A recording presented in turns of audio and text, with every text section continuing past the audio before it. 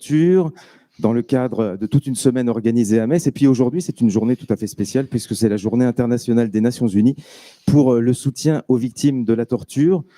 Je vous propose d'entrer 3 courtes citations de Primo Levi, Si c'est un homme, en 1947, que vous avez probablement lu.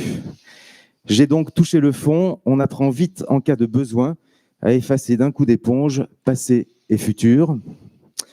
Si on blesse le corps d'un agonisant, la blessure commencera malgré tout à se cicatriser, même si le corps tout entier doit mourir le lendemain. » Et puis une dernière, « Malheur à celui qui rêve, le réveil est la pire des souffrances. » Nous allons donner la parole tout de suite à Thierry Nicolas, président de l'association du Fort de Metz-Queuleux pour la mémoire des internés déportés et la sauvegarde du site. Thierry.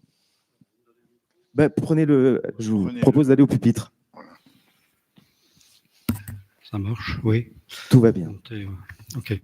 Bonjour à tout le monde, bonjour à toutes et à tous. Nous sommes heureux aujourd'hui de vous recevoir au centre des conventions de Metz Technopole.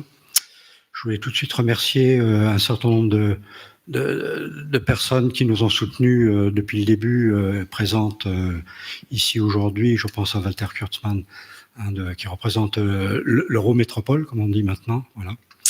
Je passerai la parole à Maître Worms pour faire l'ouverture de cette session.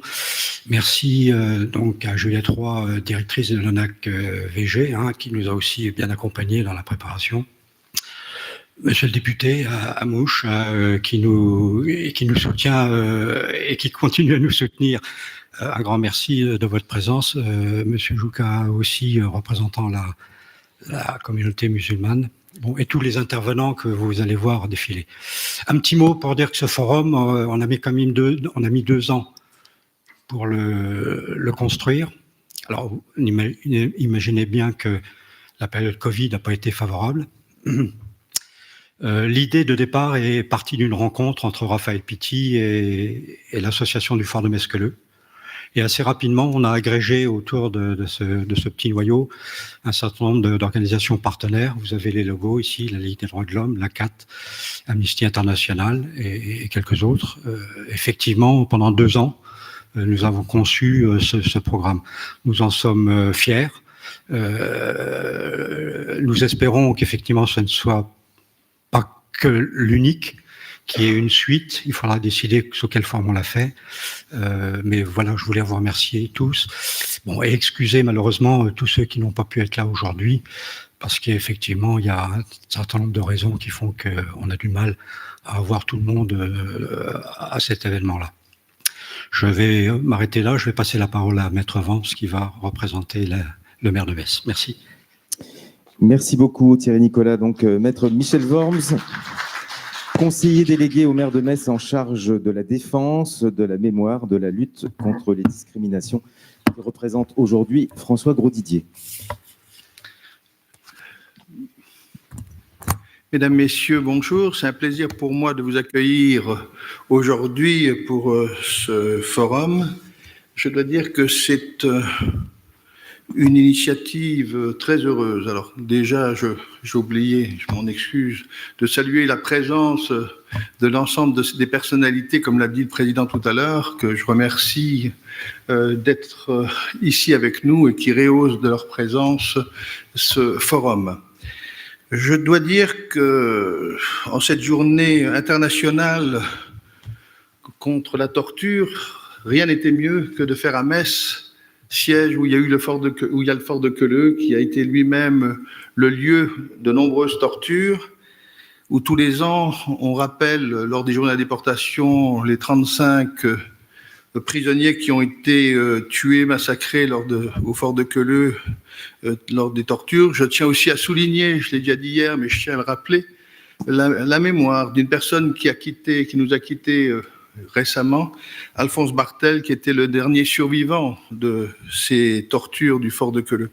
Et je crois qu'il était important tout de même de rappeler sa mémoire. La torture est un crime contre l'humanité, nous le savons tous. Malheureusement, on se rend compte que la torture continue de se pratiquer et qu'on reste silencieux, on ne fait rien. Heureusement qu'il y a des associations comme la Ligue des droits de l'homme, Amnesty International, qui sont là pour nous réveiller l'esprit. Y aurait-il une bonne et une mauvaise torture? Ça sera débattu tout à l'heure. C'est vrai qu'il y a certaines tortures qu'on essaye d'expliquer, qu'il faudra peut-être comprendre. Il y a la torture où on vous dira, mais si on n'avait pas obtenu les aveux, il y aurait eu 2000 morts, il y aurait eu 100 morts, il y aurait eu 10 morts, il y aurait même 1 mort. Néanmoins, est-ce qu'il y a une légitimité dans la torture? On se rend compte qu'il y a aussi plusieurs sortes de torture et qu'actuellement encore, même chez nous, nous avons des tortionnaires, nous avons des actes de barbarie. Et on peut se rendre compte que malgré l'ensemble de, j'allais dire, du processus qui existe, ça n'empêche pas les tortionnaires de pratiquer. Alors, la pratique de la torture se trouve à plusieurs niveaux. Vous avez les sévices qui sont faits à des personnes, vous avez aussi les privations. Quand je vois que vous pouvez trouver à acheter sur les marchés des instruments de torture, on peut se poser des questions. On ne les interdit pas. Quand vous voyez, vous avez tout un panorama. Vous allez sur Facebook, sur Google et autres, vous trouvez tout un panorama d'instruments de torture. Je trouve ça vraiment, j'allais dire qu'on incite presque les gens à la pratiquer. Et de ce fait, il faudra vous poser des questions en disant que doit-on faire pour éviter justement que cela ne soit banalisé. Ce ne soit banalisé, et quand vous lisez un peu les objectifs et les statistiques, vous vous rendez compte que des pays comme le Mexique, comme l'Australie, comme les États-Unis ont pratiqué également et continuent de pratiquer certaines formes de torture. Alors, est-ce que nous pouvons faire quelque chose? Je ne pense pas, mais néanmoins, il faut réveiller la conscience publique. Et je crois que c'est le but de ce colloque. Ce colloque doit être à même de répondre à nos questions.